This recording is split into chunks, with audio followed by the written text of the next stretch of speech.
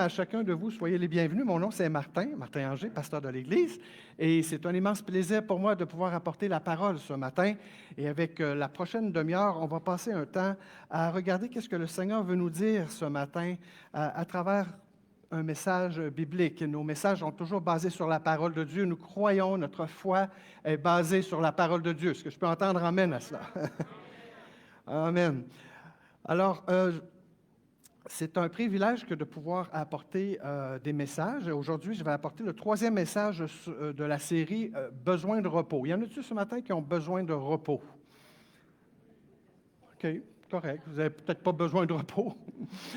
Ben moi, je veux dire, il me semble que je prendrais du repos.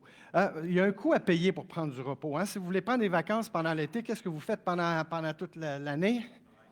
Vous travaillez fort, puis des fois, vous allez faire un petit peu de supplémentaire pour mettre un peu d'argent de côté pour pouvoir partir pendant l'été, n'est-ce pas? Ça a un coût. Si vous voulez prendre votre retraite à 45 ans, Liberté 45, oh non, c'était 55, OK. Liberté 55, alors il va falloir travailler très fort. Parce que pour réussir à faire ça, il faut ramasser beaucoup de sous pendant toute une vie pour réussir à prendre la retraite à 55 ans. Mais comme la plupart d'entre nous, on le prend seulement à 85, on n'a pas besoin vraiment de faire ça. Mais on travaille fort pour pouvoir prendre du repos, pour pouvoir se reposer. Il y a un coût au repos. Ça fait bizarre, mais il y a un coût. Dans le premier message, on a vu que l'origine du repos, alors ça venait de Dieu, que même à la création, Dieu s'était, au 7e jour, s'était reposé. Hein? On a vu l'ordonnance du repos, on a vu par la suite la promesse du repos que Dieu avait fait au peuple juif qui était étroitement lié à la terre promise. Et puis, à cause de leur désobéissance, alors qu'ils étaient sous la conduite de Moïse, ils n'ont pas pu rentrer dans le pays. Ils n'ont pas pu se reposer. Après, ils ont dû vraiment errer dans le désert pendant 40 ans à cause de leur désobéissance. Dans le deuxième message, dans le premier message, on voit qu'ils n'ont pas pu rentrer à cause de leur incrédulité. Là, c'est écrit en orange. Alors, dans le deuxième message, on a vu que finalement, ils ont finalement rentré en terre promise sous la conduite de Josué. Alors, on est 40 ans plus tard. On a appris dans ce message que sous la loi de Moïse, le peuple n'a pas pu entrer en terre promise. Que ce n'est pas possible d'entrer dans terre promise sous la loi. Et donc, ça prenait absolument une manifestation de la foi. Et la promesse de la terre promise, c'est un lapsus, ça, hein? C'est un pléonasme, que cette promesse ne pouvait s'accomplir que par la foi qui était incarnée par Josué. Et on a vu dans le dernier message, finalement, que le test que Dieu demande au peuple juif, c'est de mettre Dieu en premier. Il demande au sacrificateur qui porte l'arche de rentrer dans le Jourdain avant même que le Jourdain commence à s'ouvrir. Il fallait que les pieds des sacrificateurs, ça dit, soient mouillés, là, qu'ils soient rentrés dedans avant que ça se sépare. Et donc, il y avait un test qui avait rapport à leur foi encore. Est-ce que Dieu va faire avec Josué? Il va-tu ouvrir le Jourdain comme au temps de Moïse où il avait ouvert la mer des Joncs? Toute cette question, mais là, ils ne veulent pas prendre de chance. Ça fait 40 ans là, qu'ils errant dans le désert. Et puis là, ils vont avancer par la foi. Et c'est par la foi, finalement, que tout s'est ouvert et qu'ils sont rentrés en terre promise. Ça, c'était le deuxième message. On a vu 3 observations lors de ce message, que la foi demande de mettre Dieu en premier dans notre vie. Que mettre Dieu en premier exigeait la sanctification. En résumé, des étapes où Jésus nous transforme à son image par la puissance du Saint-Esprit. Pas par nos propres forces, mais c'est l'Esprit de Dieu qui agit puissamment en nous et qui nous transforme pas à pas, étape par étape, pour ressembler à Jésus.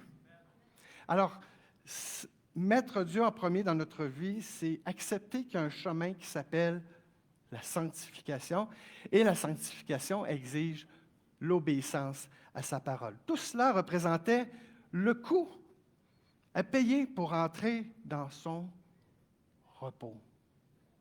Et on va voir dans ce troisième message que finalement, mais ils sont entrés en terre promise. Là, dans le deuxième message, Dieu ouvre le Jourdain. Il passe le Jourdain à sec, nous dit la parole. Si vous allez voir le chapitre 3, le dernier verset, si je ne me trompe pas, du chapitre 4, pardon.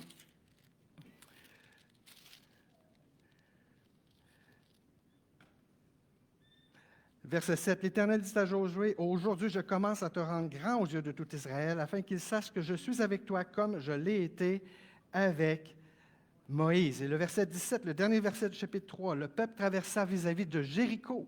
Les sacrificateurs qui portaient l'arche de l'Alliance se tinrent au sec, de pied ferme au milieu du Jourdain, et tout Israël passait à sec, jusqu'à ce que toute la nation eût achevé de traverser le Jourdain. » Wow! Alors, Dieu a opéré des miracles, des prodiges à la frontière de la foi. Dieu agit toujours à la frontière de la foi. Il attend que notre foi devienne active, qu'on fasse des pas précis, qu'on fasse des pas pour agir, parce que Dieu veut un plein engagement dans cette alliance qu'on a avec lui. Aujourd'hui, on va parler de l'alliance. On a une alliance avec Dieu. C'est une alliance qui date de pas mal longtemps. On va regarder ça également.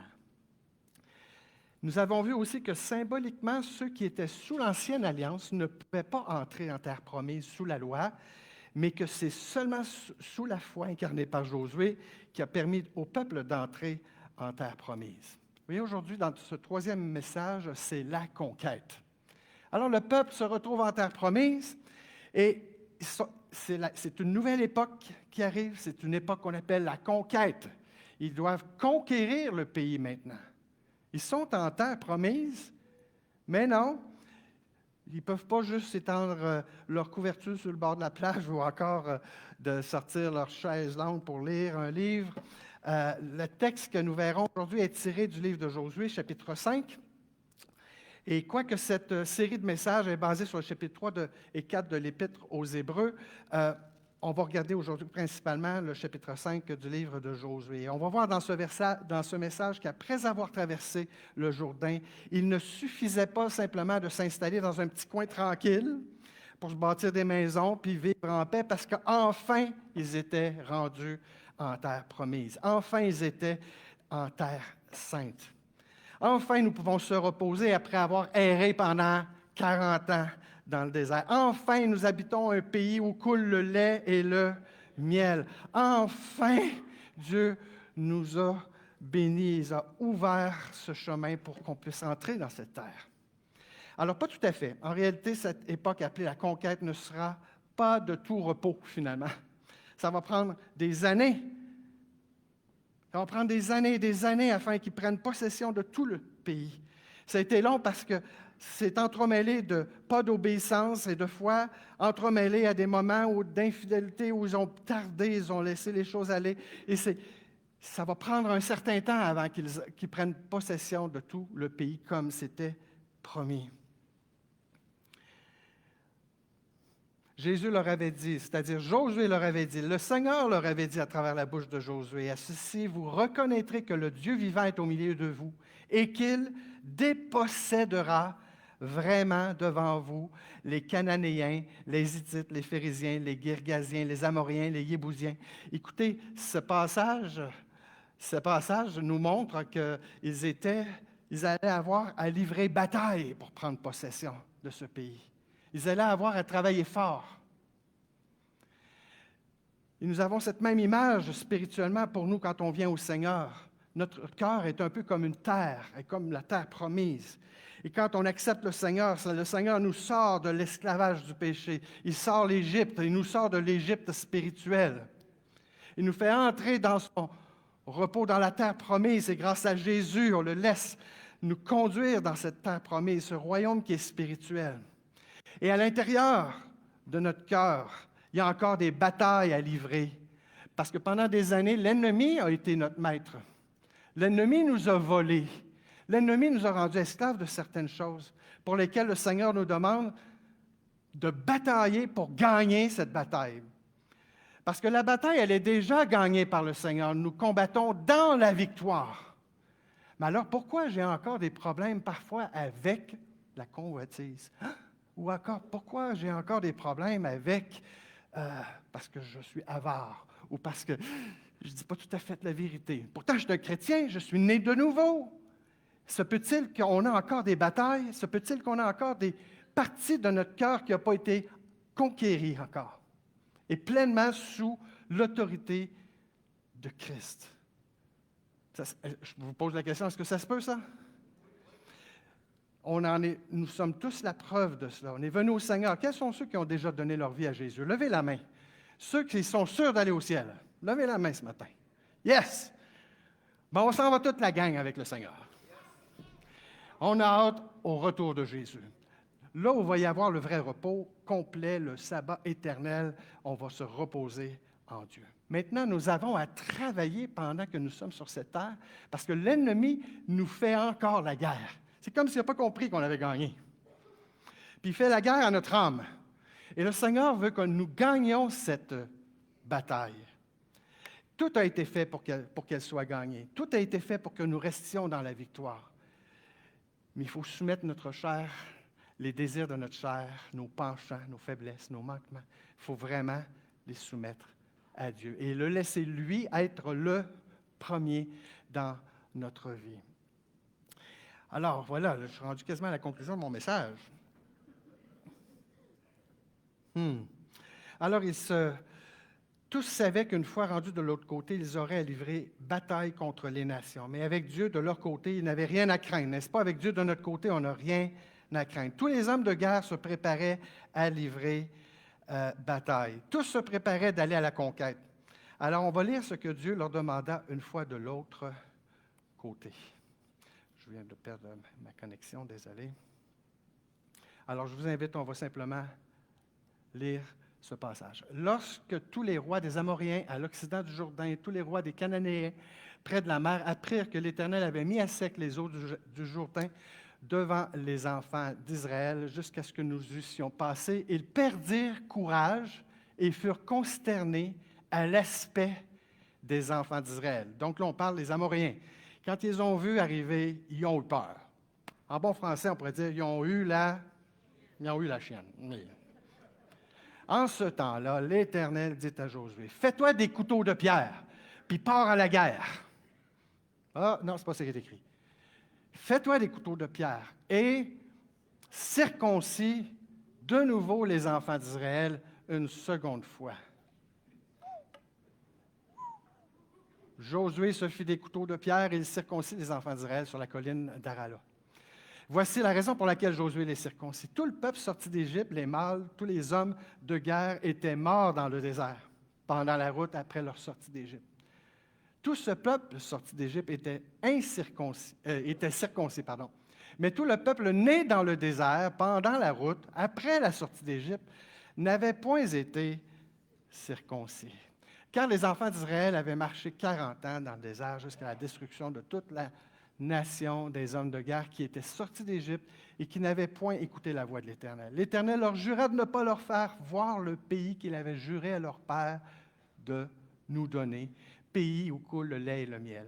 Ce sont les enfants qu'il établit, leurs enfants qu'il établit à leur place. Et Josué les circoncis, car ils étaient incirconcis, parce qu'on ne les avait point circoncis pendant la route. C'est très clair, hein? Il faut vraiment qu'on comprenne quelque chose, là. Lorsqu'on eut achevé de circoncire toute la nation, ils restèrent à leur place dans le camp jusqu'à leur guérison.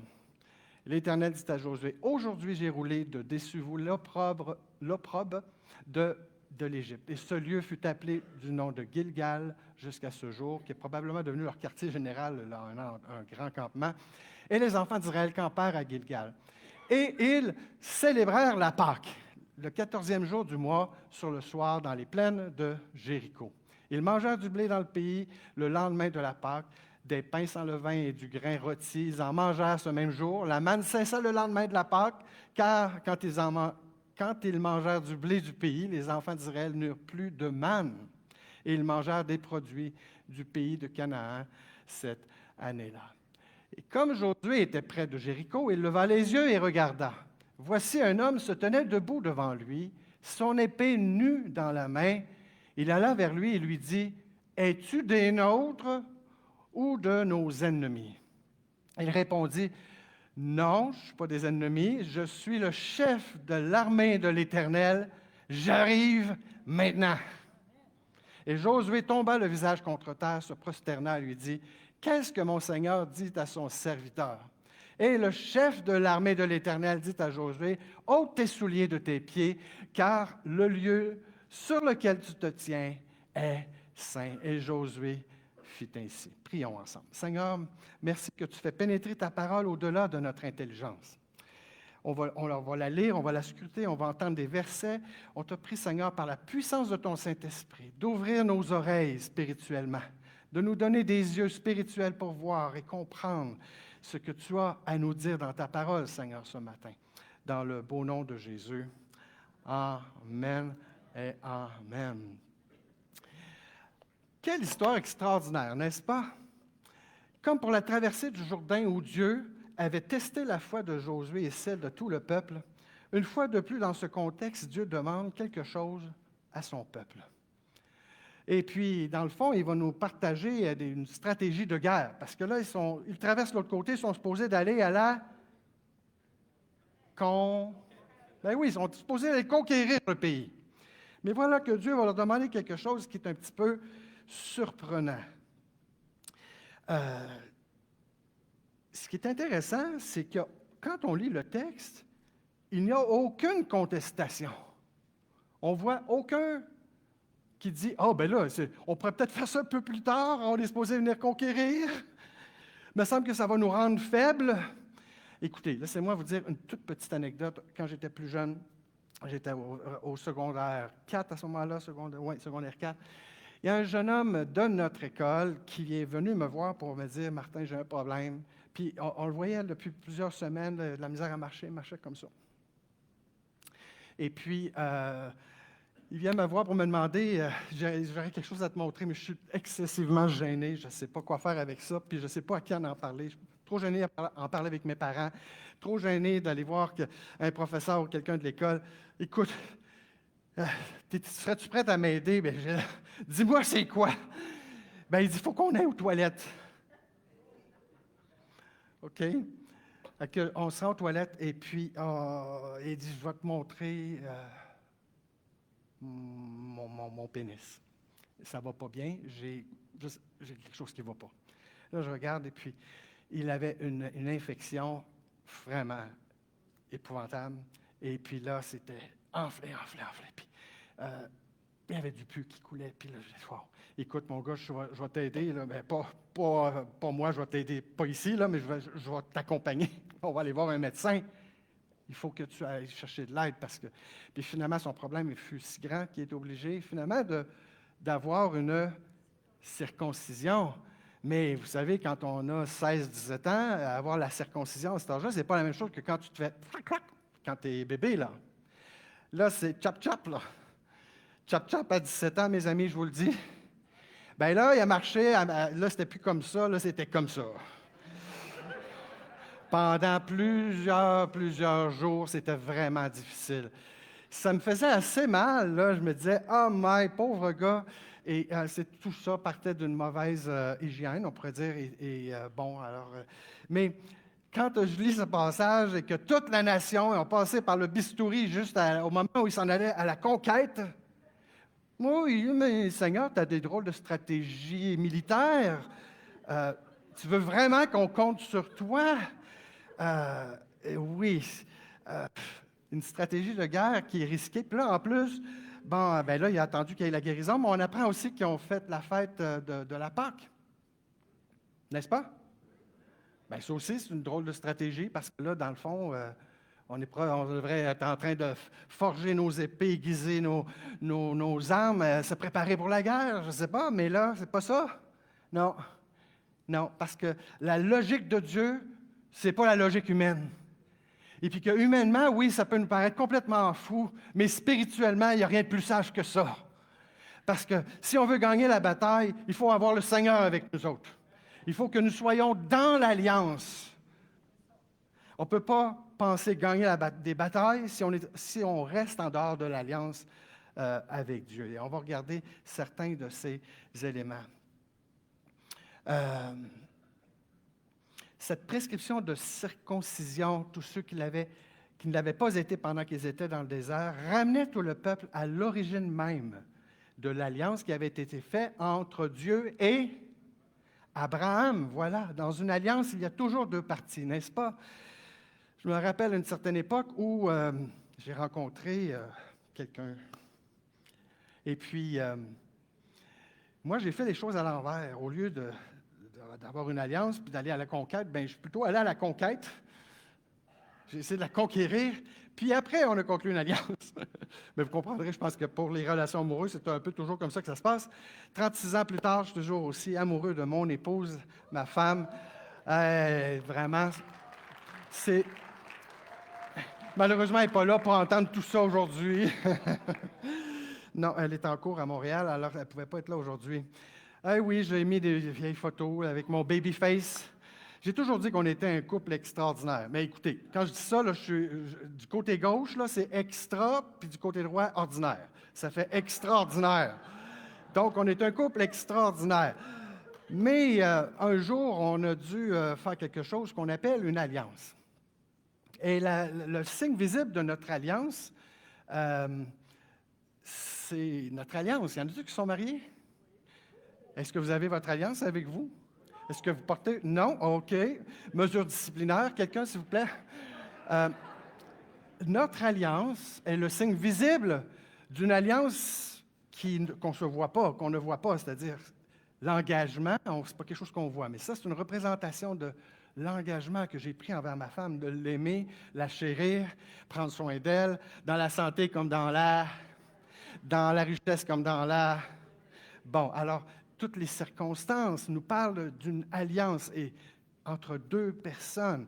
Et oui, on a vécu des moments difficiles, on a passé toutes sortes d'étapes, mais notre alliance fait en sorte qu'on reste, puis qu'on continue, qu'on persévère.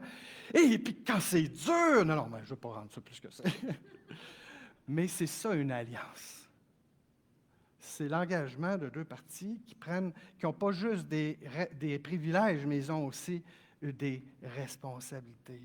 Une alliance qui, au cours des années, nous a conduit à découvrir les profondeurs du pardon et de la grâce. Une alliance qui nous a permis d'unir nos forces tout en partageant aussi nos faiblesses. Une alliance comporte non seulement des privilèges, mais aussi des responsabilités. Et dans ce passage que nous venons de lire, Dieu demande à Josué de circoncire tous ceux qui ne l'avaient pas été pendant qu'ils étaient dans le désert.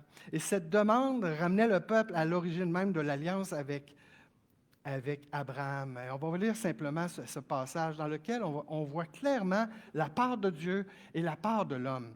Il dit, « J'établirai mon alliance avec toi. » Pour moi, ça veut dire, pour ma part, voici ma part. Voici mon alliance avec toi. Tu deviendras le père d'une foule de nations. Hein?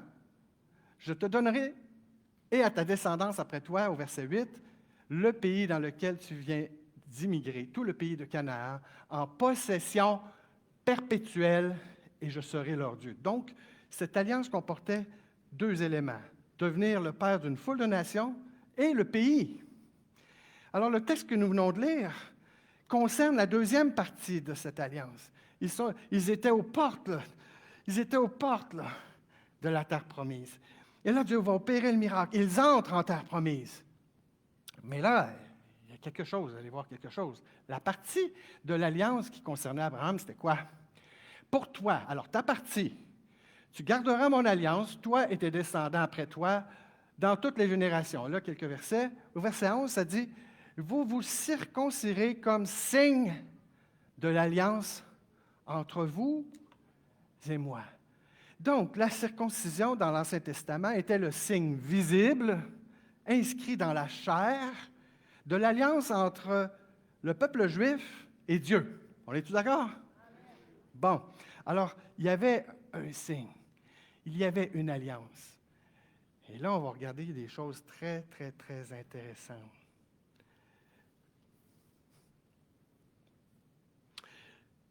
Bon, vous pourrez lire tous les autres détails, mais comme dans toute l'Alliance, il y a toujours au moins deux parties, et pour chacun, il y a des privilèges et responsabilités. La circoncision était donc la partie de l'Alliance dont Abraham devait s'acquitter avec ses descendants après lui. Ce récit constitue la réalisation de la grande promesse de Dieu selon l'alliance entre lui et Abraham. On peut dire que Dieu a de la suite dans les idées parce que c'était bien des années avant, des centaines d'années avant.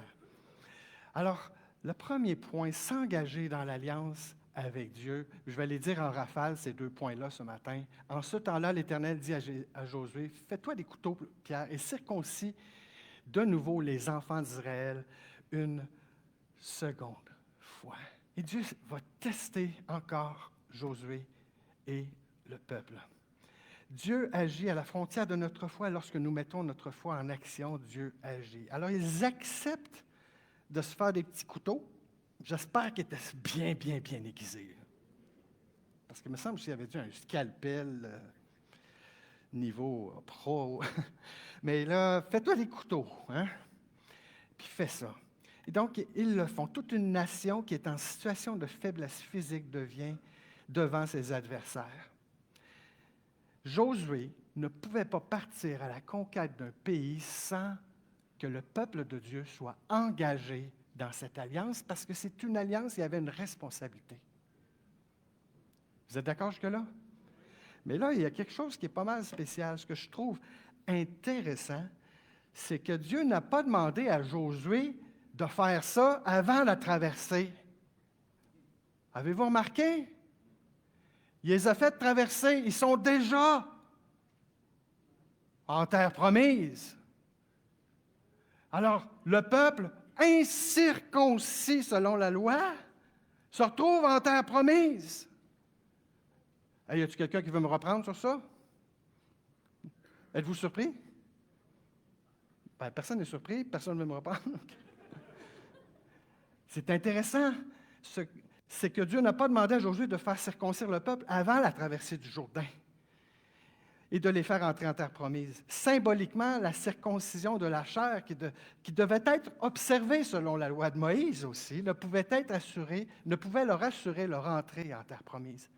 Tout comme Moïse, sous la loi, avec les tables de la loi, n'est pas rentré en terre promise. Parce que la loi ne pouvait pas nous faire entrer, tout comme la circoncision dans la chair ne peut pas nous faire entrer dans le royaume de Dieu. Mais c'est par la foi ils sont rentrés à travers le ministère et la direction de Josué qui incarne la foi. Et donc, c'est sous la foi incarnée par Josué que tout le peuple, encore incirconcis, traversa le Jourdain pour se retrouver en terre promise. Mais quelle image absolument extraordinaire de la foi, mais l'image de la grâce de Dieu. La grâce de Dieu. Personne ici ne satisfait aux exigences de la loi, sauf si nous nous mettons sous le sang de Jésus, la protection du sang de Jésus, qu'on accepte que Christ est mort à notre place. Et là, tout d'un coup, on est lavé, purifié, et on devient pur et parfait au regard de la loi parce que Christ a accompli parfaitement la loi. Et en me mettant sous son autorité, sous l'autorité de Christ, j'entre dans l'alliance éternelle avec le Seigneur, par la foi, qui m'amène dans son royaume, qui nous amène dans son royaume. Amen. Quelle manifestation de la grâce de Dieu. C'est par la foi que Jésus nous fait entrer dans son royaume, non pas avec la circoncision de la chair, mais avec la circoncision du cœur, tel que Paul dit aux Colossiens. Le Juif, ici qui fait référence au peuple élu de Dieu, ce n'est pas celui qui en a les apparences, alors la circoncision dans la chair. Et la circoncision, ce n'est pas celle qui est visible dans la chair. Mais le Juif, c'est celui qui l'est intérieurement. Et la circoncision, c'est celle du cœur, selon l'esprit et non selon la lettre. La louange de ce Juif ne vient pas des hommes, mais vient de Dieu. Amen. Wow! Alors, on parle c'est la circoncision du cœur. La circoncision de la chair fait référence à la loi, selon laquelle, au 8e jour, tout mâle devait être circoncis. La circoncision du cœur fait référence à la foi, selon laquelle toute personne reconnaissant Christ comme Sauveur et Seigneur est circoncis de cœur. On parle de la circoncision de Christ. C'est ce que Paul va dire aux Colossiens. Vous avez tout pleinement en lui qui est le chef de toute domination et de toute autorité. Alors, on parle ici là, d'un contexte de guerre, de bataille, d'autorité, de domination. Et c'est en lui que vous avez été circoncis d'une circoncision que la main n'a pas faite, la main de chair, mais de la circoncision de Christ qui consiste en quoi? Dans le dépouillement du corps de la chair. Et donc, notre corps, la chair, n'est plus le maître dans notre vie. Ce n'est plus lui qui dicte à notre âme comment se sentir, ni à notre âme de dicter à l'esprit, à notre esprit comment se sentir. Mais c'est le contraire. C'est l'Esprit de Dieu qui dicte à notre esprit comment notre âme doit se sentir et se soumettre, et notre corps également qui doit se soumettre à la même vie de l'Esprit. Alors il y a dans ce royaume, un royaume qui est spirituel, la conquête, ce temps de conquête, merci, ce temps de conquête se fait par la foi. Et c'est Christ qui le fait. C'est la circoncision du cœur et non de la chair. La circoncision de Christ, elle est spirituelle et c'est spirituellement que Jésus nous fait entrer dans son alliance. Fais-toi des couteaux de pierre, c'était ça. Par définition, la circoncision du cœur, c'est le signe visible de la nouvelle alliance rendue par le témoignage du croyant qui, par sa manière de vivre, sa manière de penser, sa manière d'agir, démontre qu'il est entré dans l'alliance avec le Seigneur. Ça, c'est la circoncision du cœur. Nous avons donc été ensevelis avec lui par le baptême, en sa mort, afin que, comme Christ est ressuscité des morts par la gloire du Père, de même, nous aussi, nous marchions en nouveauté de vie. Et là, voilà la responsabilité, le coût que le Seigneur nous demande d'avoir. Certainement qu'on est imparfait, on doit continuellement revenir au Seigneur pour demander pardon pour nos fautes quotidiennes. Mais ici, il nous a lavés, il nous a purifiés, il nous voit purs et saints au regard de la loi. Nous sommes justes aux yeux de Dieu si vous avez accepté le Seigneur Jésus comme votre Sauveur. Maintenant, les parties de votre vie qui sont encore déréglées, pour lesquelles le Seigneur te demande de céder tes désirs à ceux de l'Esprit. La bataille entre mes désirs et ceux de l'Esprit Saint. Il y a une bataille qui s'installe. Et on doit le laisser agir dans nos vies. La nouveauté de vie, c'est notre nouvelle façon d'agir, puisque Christ est devenu le Maître. Dieu a fait sa part, et comme il l'avait dit à Abraham, il sera à chaque étape. Nous verrons la deuxième étape maintenant, rapidement. Il leva les yeux et regarda, voici un homme se tenait debout devant lui, son épée nue dans la main. Il alla vers lui et lui dit, « Es-tu des nôtres ou de nos ennemis? » Il répondit, « Non, je ne suis pas des ennemis, je suis le chef de l'armée de l'Éternel. J'arrive maintenant. » Josué tomba le visage contre terre et se prosterna.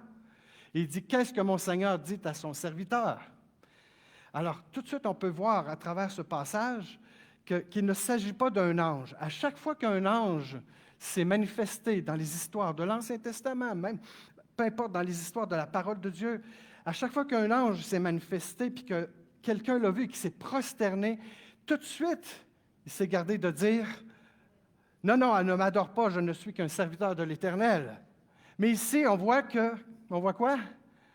Josué s'agenouille, il se prosterne devant.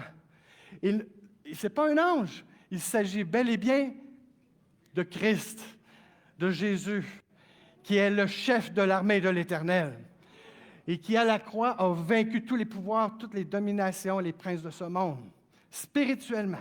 Et il les a livrés en spectacle à la croix. Et j'imagine Satan qui se disait, « Ah, je l'ai bien eu, il est en train de mourir à la croix, enfin je l'ai eu, on va tuer le Fils de Dieu. » Mais non, il se trompait. Parce que Christ n'est pas seulement mort, Christ est ressuscité des morts. Il est vivant pour toujours. Et il est là comme il est là dans l'histoire de Josué. Le chef de l'armée de l'Éternel, il est là, il est debout. Ça me fait penser à Étienne, vous vous rappelez? Voyons, ça ne veut pas venir. C'est comme si j'ai perdu la connexion. On va recommencer ici. Le chef de l'armée de l'Éternel est là. Il est debout, il est en position d'être en action. Il est au cœur du combat avec son épée nue dans la main. C'est nul autre que Jésus, notre Sauveur et Seigneur personnel. Christ est littéralement engagé dans l'alliance avec son peuple, avec ses enfants. La seconde condition pour que le peuple de Dieu puisse conquérir le pays, c'est que Dieu soit là avec eux. C'est pour ça que Josué va dire, « Es-tu pour nous ou contre nous? Si Dieu est pour nous, qui sera contre nous? » On veut Christ au cœur de tous les combats, de toutes les batailles. Il a gagné la grande bataille, c'est fait. Et on peut désormais entrer en terre promise et avoir le repos, mais en Jésus-Christ. Et toutes les autres petites batailles, les parties de notre cœur qui n'ont pas été conquis encore, qui ont encore le dessus sur nos désirs parfois qui ont le dessus sur les désirs de Dieu, les désirs du Saint-Esprit. Le Seigneur veut les soumettre. Et pour que ça se fasse, ôte tes sandales. Rappelle-toi que tu es dans une terre sainte, que ton cœur ne t'appartient plus, il appartient à l'Éternel. C'est une terre sainte. Le Seigneur te veut, il veut que tu sois engagé dans une vie qui reflète qui il est, lui, Saint des Saints, 3 fois Saint, l'Éternel. Il nous appelle dans ce chemin de transformation d'étape en étape qu'on appelle la sanctification. Il veut être là avec toi. Il ne veut pas que ça se fasse par tes propres forces. La victoire, elle est assurée. La seconde condition pour que le peuple de Dieu puisse conquérir le pays, c'est qu'il fallait que Christ soit là, que le chef de l'armée de l'Éternel soit là. Mais c'est lui le chef. Est-ce qu'il est le chef de ta vie? Est-ce qu'il est le chef de ma vie? Le Seigneur veut vraiment faire, lorsque Dieu veut faire tout ce qu'il faut pour te garder dans la victoire, lorsque Dieu combat pour son peuple, la victoire, elle est assurée. Le chrétien est spirituellement en terre promise, mais il doit lui aussi livrer une bataille acharnée contre l'ennemi juré du peuple de Dieu. C'est un combat qui est spirituel.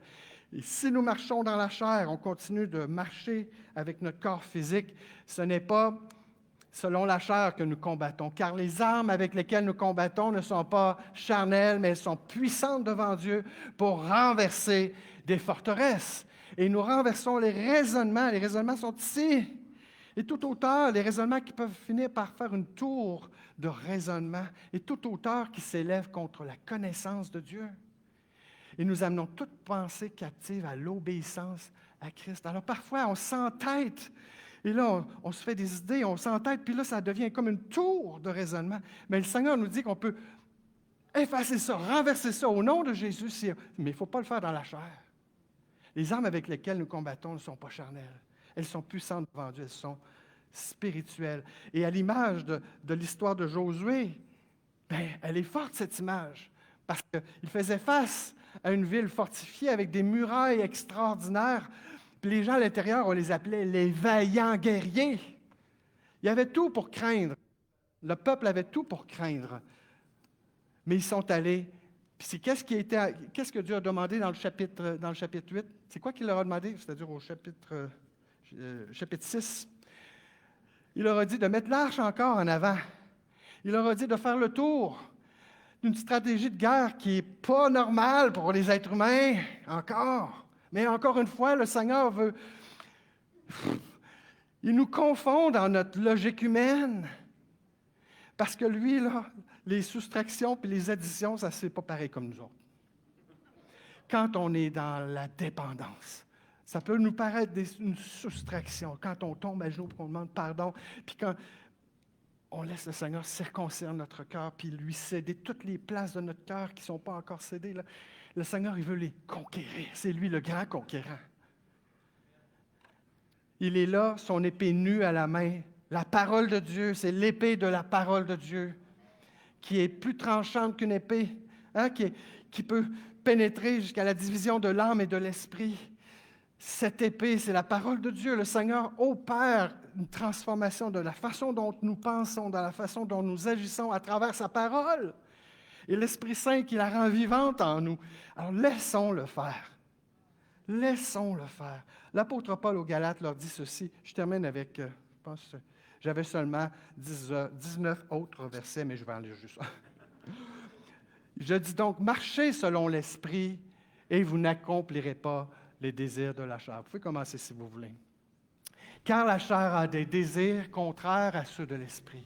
Et l'Esprit en a de contraires à ceux de la chair. Ils sont opposés entre eux, afin que vous ne fassiez pas ce que vous voudriez. Si vous êtes conduit par l'Esprit, vous n'êtes plus sous la loi. Je termine en disant ceci. Dieu a demandé la circoncision physique au peuple juif avant d'aller à la conquête. En fait, c'est le premier geste de guerre, c'est celui-là. C'est le premier geste de guerre qu'il vous demande aujourd'hui spirituellement, c'est la circoncision de votre cœur, c'est de dire Seigneur, je te reconnais comme mon Seigneur, que tu sois le maître de ma vie. Voici le signe qu'il y aura entre toi et moi. Place le maître de ma vie. Tu es le chef de l'armée de l'Éternel qui dit j'arrive maintenant. Pas demain, pas dans 5 ans, maintenant. C'est maintenant qu'on laisse le Seigneur agir. C'est maintenant le moment où tu dis, oui, j'ai des problèmes avec les demi-vérités dans ma vie. Oui, j'ai des problèmes d'impatience dans ma vie. Je ne réussis pas à régler ce problème. Oui, je suis impulsif dans ma façon de dépenser l'argent. Oui, je suis dur avec ma femme. Oui, je suis... Il y en a plein d'autres péchés. Je les donne à titre d'exemple. Le Seigneur te dit, comme il dit à Josué, je suis le chef de l'Éternel, je suis le chef de l'armée de l'Éternel. J'arrive maintenant. Il se tient debout, son épée lui à la main. Il t'appelle à le laisser maître de ta vie. Circoncire avec sa parole ton cœur. Et tes pensées, les raisonnements puissent être renversés comme la muraille de Jéricho qui s'est écroulée, sans même qu'ils ont eu à combattre. Et comme preuve de ce que je vous avance est vrai, la seconde bataille là, qui a eu lieu après Jéricho, c'était la ville de Haï. Dieu avait donné des directives au peuple en disant, vous ne prendrez pas le butin et les affaires. Vous allez livrer ça, c'est un interdit. Et un homme du nom d'Akan avait pris, il le dit au verset 20 du chapitre 7, 6 ou 7, il dit que j'ai vu un manteau de Shinéar, et j'ai tellement voulu l'avoir. J'ai pris 200 cycles d'argent, puis j'ai... c'est quoi la troisième affaire? Un lingot d'or. Et il a pris de l'interdit. Puis il le savait parce que quand il a ramené ça, il était dans sa tente, il a creusé un trou, puis il l'a caché. Et puis finalement, le peuple est parti à la conquête de Haï en se disant, ça allait été super bien. Avec Jéricho qui était immense, avec des grandes forteresses, comment va être facile de l'avoir, hein? Ils ne l'ont pas eu. Ils ont perdu 36 hommes cette journée-là. Puis quand ça s'est su, l'Éternel le savait et a fait en sorte que ce soit su. Ils ont fait venir Akan. Et le péché de Akan a amené la mort de lui, de sa famille, de son bétail, de tout ce qu'il possédait. Ils l'ont sorti en dehors du camp. Et puis, il fut lapidé et brûlé. Vous allez dire, waouh, Dieu, il n'a vraiment pas laissé de chance. On a un Dieu de grâce, vous savez. Nous sommes dans le Nouveau Testament. Le Seigneur, dans cette grâce, te dit, je vois ce qu'il y a dans ta vie. Tu as beau essayer de le cacher dans un trou, dans le fond de ton cœur, je le vois. Mais je ne veux pas que tu te sentes coupable. Je ne veux pas que tu tombes dans le piège de la culpabilité. Ce que je veux, c'est quoi? C'est déterre ça, mets ça là, brûle ça au nom de Jésus. Renonce à ça, puis entre dans mon alliance. Prends possession du pays. Retarde pas. Le peuple juif nous a donné beaucoup de leçons.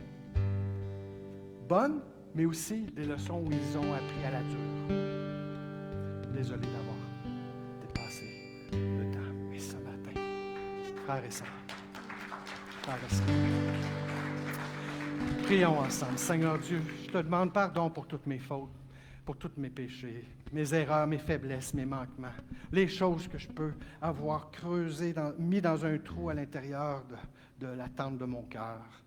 Seigneur, je te demande pardon pour mes fautes. Je les dévoile devant toi, Seigneur, et dans l'intimité avec toi. Je te demande, Seigneur, de venir me laver, me purifier. Seigneur, par le sang de Jésus, fais de moi un enfant de Dieu.